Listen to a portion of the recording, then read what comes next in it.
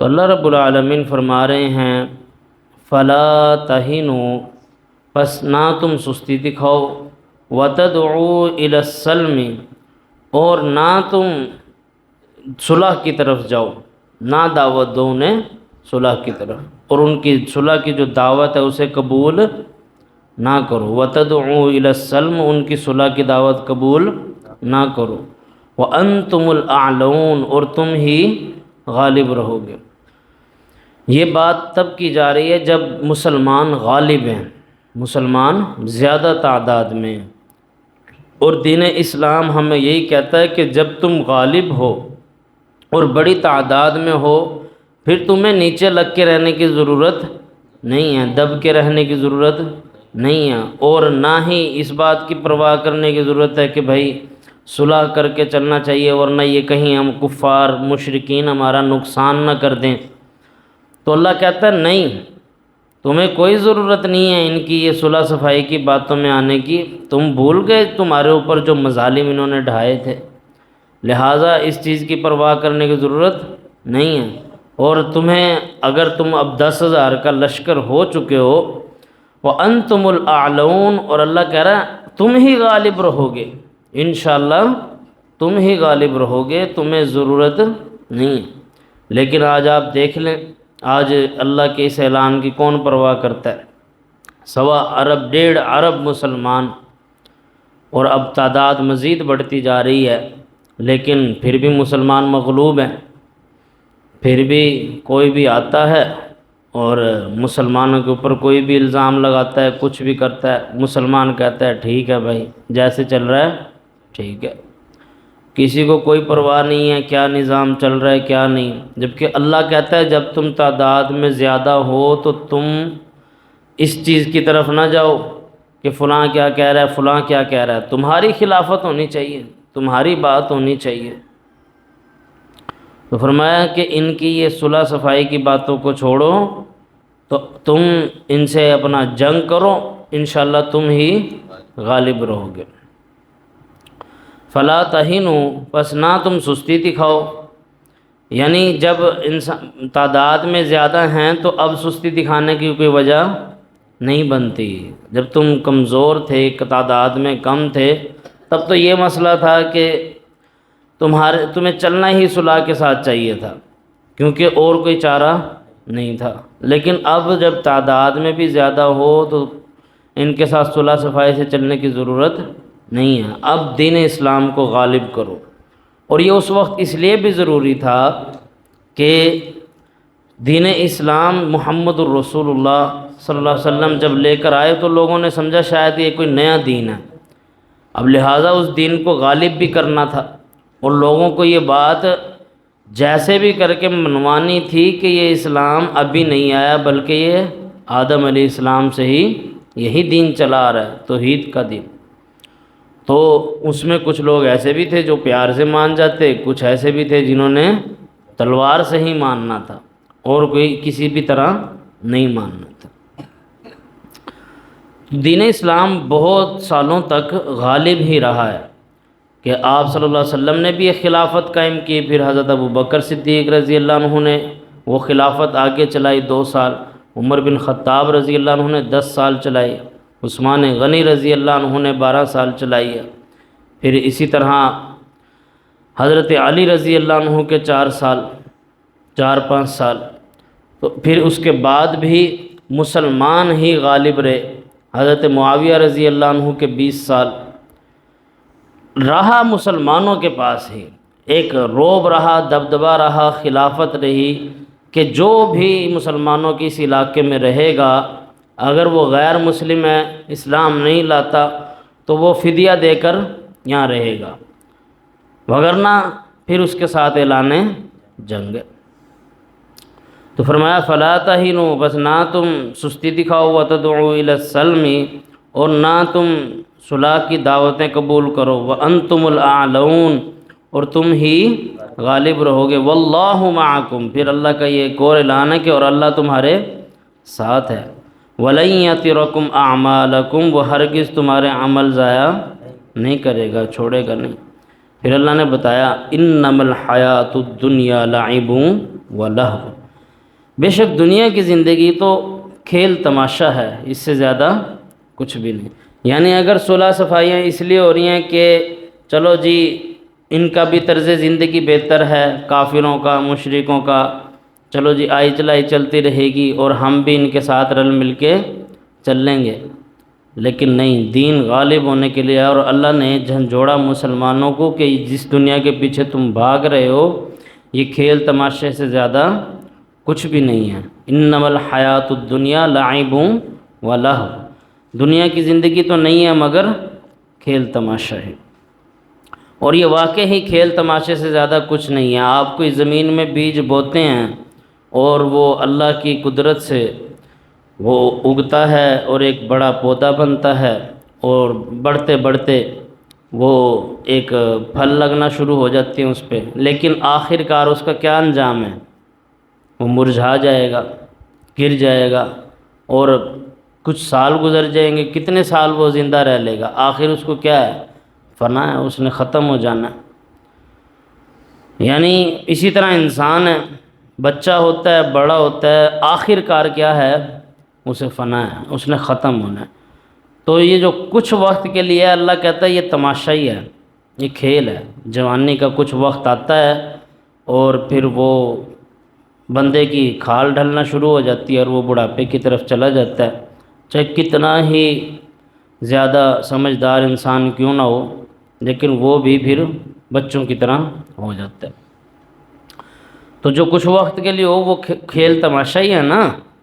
تو وہ دنیا کی زندگی کے پیچھے جو لگ جاتے ہیں وہ ان کے لیے کھیل تماشا ہے، لیکن یہ ان لوگوں کے لیے ہرگز کھیل تماشا نہیں ہے جو اس دنیا میں رہ کے اپنی آخرت کی تیاری کرتے ہیں۔ ان کے لیے یہ دنیا کھیتی ہے آخرت کی، لیکن جو دنیا میں مگن ہو جائیں اللہ ان کو جھنجھوڑتا ہے کہ اس دنیا کو اتنا سیریس نہیں لینا، اصلی زندگی تمہاری آخرت کی زندگی ہے۔ وَإِن تُؤْمِنُوا، اور اگر تم ایمان لاؤ، وَتَتَّقُوا، اور تقوی اختیار کرو، يُؤْتِكُمْ أُجُورَكُمْ، وہ تمہیں اجر دے گا، وَلَا يَسْأَلْكُمْ أَمْوَالَكُمْ، اور وہ نہیں سوال کرتا تم سے تمہارے سارے مال کا۔ یہاں کیا ترجمہ ہوگا؟ سارے مال کا سوال وہ تم سے نہیں کرتا، یعنی اللہ نے بہت تھوڑی مقدار رکھی ہے اللہ کے راستے میں خرچ کرنے کے لیے۔ 1 سال کے بعد انسان نے زکوٰۃ نکالنی ہے 2.5%، وہ بھی زکوٰۃ کس مال پہ ہے؟ جو انسان کے پاس ایکسٹرا مال ہے، یعنی 7.5 تولے سونا یا اس جتنا مال ایکسٹرا پڑا ہوا ہے جو کسی استعمال میں نہیں آ رہا۔ ایک تو ہے آپ نے گاڑی لے لی پھر بھی اس پہ زکوٰۃ نہیں ہے، وہ استعمال ہو رہی ہے، چل رہی ہے۔ جو آپ پہ ایکسٹرا مال رکھا ہوا ہے اس پہ کیا ہے؟ زکوٰۃ ہے۔ دکان میں، اور اس مال پہ 1 سال گزر گیا، یعنی مال رکھا ہوا ہے اور مال رکھے رکھے اس کے اوپر 1 سال گزر گیا، اب اس پہ کیا ہے؟ 2.5% زکوٰۃ، یعنی بہت چھوٹی مقدار بنتی ہے 2.5%۔ تو اللہ تم سے تمہارے سارے مال کا سوال نہیں کرتا، اور وہ جو اللہ نے حکم دیا ہے خرچ کرنے کا وہ بھی کس کے لیے ہے؟ کہ تم آپس میں ہی بہتر طریقے سے رہ سکو، یعنی جو تمہارے برابر کے غریب مسکین لوگ ہیں، یتیم لوگ ہیں، وہ بھی اچھی زندگی گزار سکیں۔ تو اللہ فرما رہا ہے کہ اللہ تم سے تمہارے سارے مال کا سوال نہیں کرتا، وہ بہت کم مقدار میں تمہیں کہتا ہے کہ اللہ کے راستے میں 2.5% تم نے زکوٰۃ نکالنا ہے۔ ہاں اس کے علاوہ تلقین کی جاتی ہے اللہ رب العالمین کی طرف سے بھی، محمد الرسول اللہ صلی اللہ علیہ وسلم کے جو فرامین ہیں وہاں سے بھی، کہ تم جتنا ہو سکے اللہ کے راستے میں خرچ کرو، لیکن جو فرض کیا گیا ہے وہ زکوٰۃ ہے 2.5%۔ پھر اللہ بتا رہا ہے اِن یسألکموہا، اگر اللہ تم سے تمہارے سارے مال کا سوال کرے، یعنی فیحفکم، پھر وہ تم سے چمٹ جائے، یعنی وہ تمہیں پابند کر دے کہ تم نے زیادہ سے زیادہ مال ہی مال دینا ہے، پھر تو سب کے سب لوگ یہ سمجھنے لگ جائیں گے کہ شاید یہ دین ہے ہی کہ بس اس میں مال خرچ کرتے رہو۔ تو اللہ فرما رہا ہے این یسألکم، اگر ہم تم سے سوال کریں سارے مال کا، فیحفکم، اور تم سے چمٹ جائیں کہ بھئی نکالو جو کچھ ہے، تو اللہ فرما رہا ہے تبخلوا، تو تم بخل کرو گے، کنجوسی کرو گے، پھر کہو گے کہ اب تو چلا جائے گا یہ۔ اور اللہ فرما رہا ہے وَيُخْرِجْ أَضْغَانَكُمْ، اور ہم ظاہر کر دیں گے تمہارے دلوں کے کینے بھی، یعنی فوراً سامنے آ جائے گا کہ ان کو دنیا سے کتنی زیادہ محبت ہے کہ یہ اس کو چھوڑنے کے لیے تیار نہیں ہے۔ یہ اعلان اس لیے کیا گیا کیونکہ ہر مسلمان کا ایمان ابو بکر صدیق رضی اللہ عنہ کے برابر نہیں ہے۔ کسی کا کتنا ایمان ہے، کسی کا کتنا ایمان ہے۔ بہت سے ایسے لوگ تھے جو محمد الرسول اللہ صلی اللہ علیہ وسلم کی زندگی میں آپ پر ایمان بھی لے آئے، لیکن وہ اپنی زندگی کی مصروفیت کی وجہ سے آپ صلی اللہ علیہ وسلم سے اس پوری زندگی نہیں مل سکے، آپ صلی اللہ علیہ وسلم کی خدمت میں حاضر نہیں ہو سکے کہ آپ کو دیکھتے۔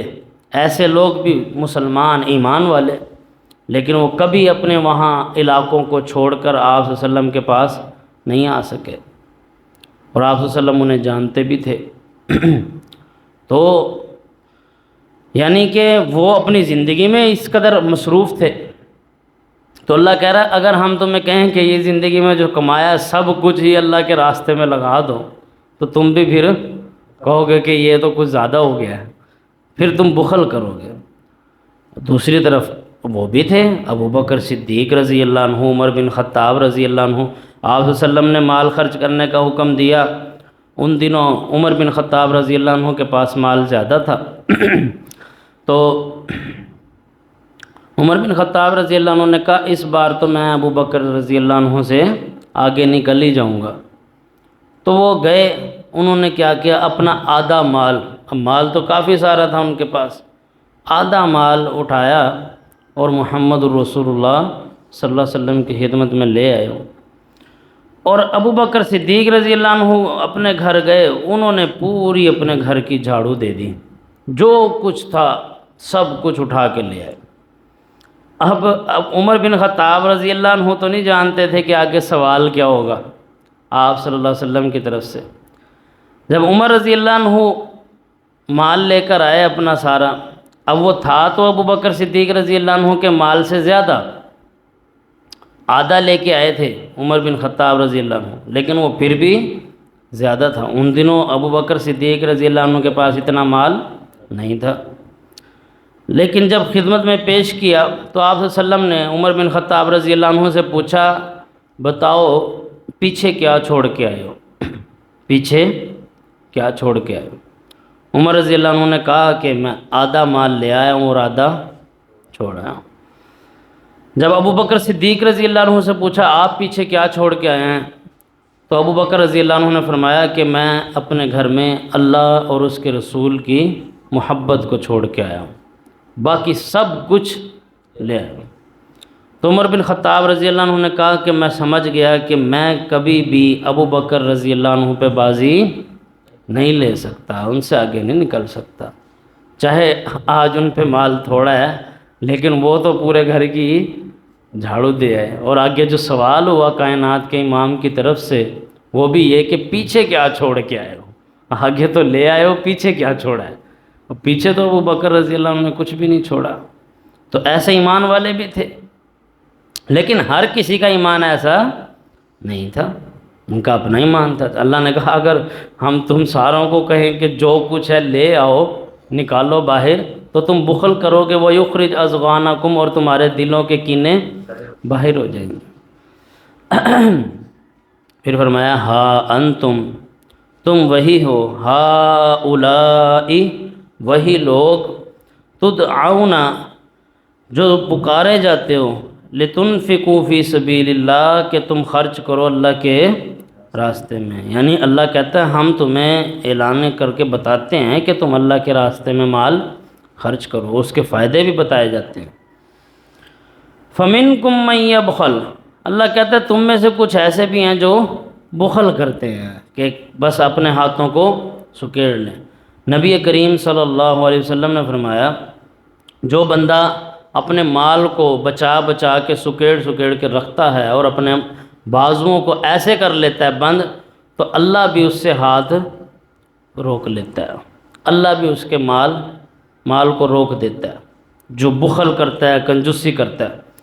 اور جو فراوانی سے اللہ کے راستے میں بھی خرچ کرے اور کھلے دل کے ساتھ زندگی جیے، تو اللہ بھی پھر اس کے ساتھ اسی طرح کا معاملہ کرتا ہے۔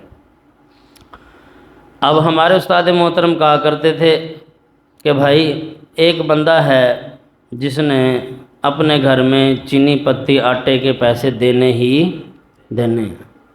نا، بھائی ہفتے کا مثال کے طور پہ 5,000 8,000 جو خرچ ہے وہ اس نے دینا ہے۔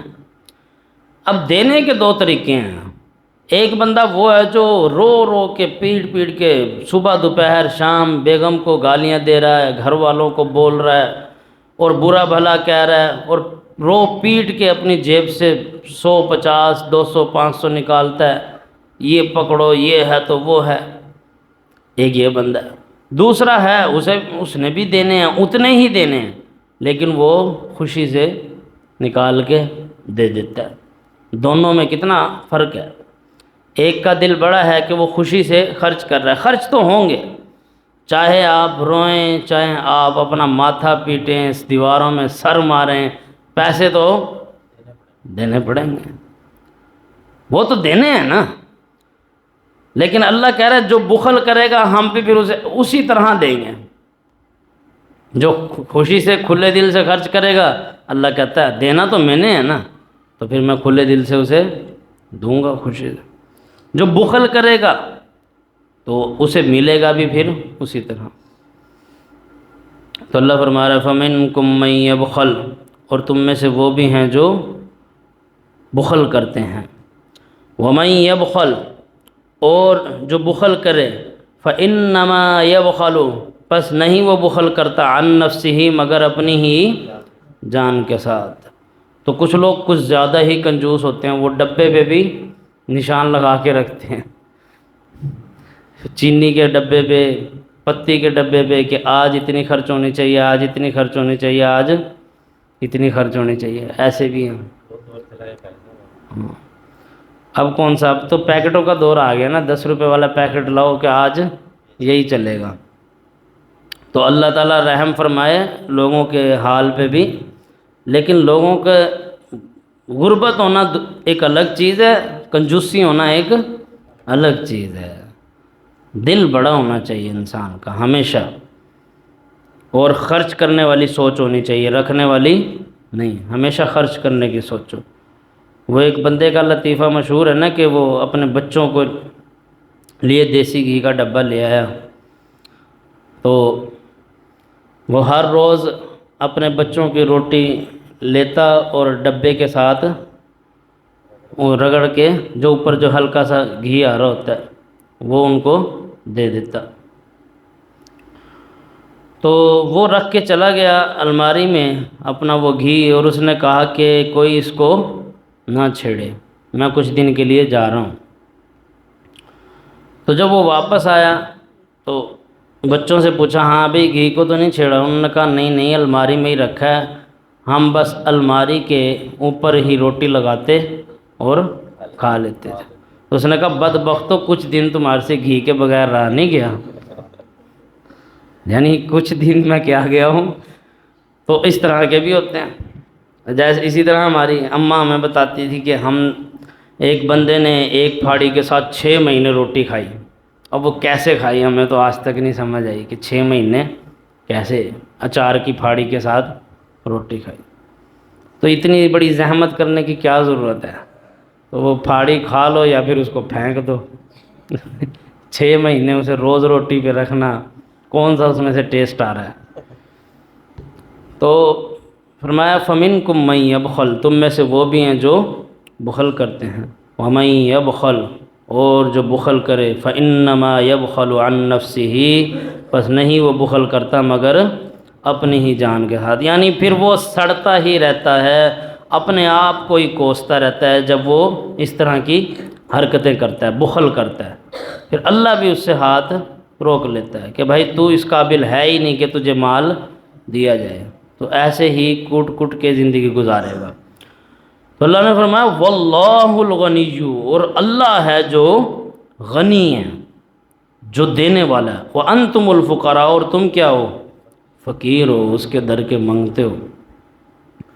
یار اللہ جب غنی ہے تو اللہ غنی کو ہی پسند کرے گا نا، اللہ غنی ہے تو غنی کو پسند کرے گا نا۔ ایک لاجیکلی بات ہے، سمپل سی، جو غنی ذات ہے وہ چاہے گا کہ دوسرا بھی اسی طرح خرچ کرنے والا ہو۔ واللہ الغنی، اور اللہ کہتا ہے میں غنی ہوں، وانتم الفقراء، اور تم کیا ہو؟ فقیر ہو، اس کے در کے مانگتے ہو۔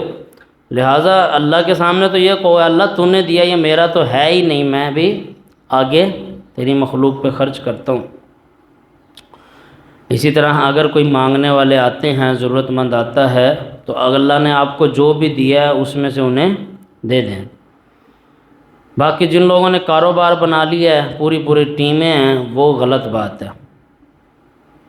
وَإِن تَتَوَلَّوْا، اللہ کہتا ہے اگر تم پھر جاؤ، يَسْتَبْدِلْ قَوْمًا غَيْرَكُمْ، وہ تمہیں بدل دے گا کسی اور قوم سے۔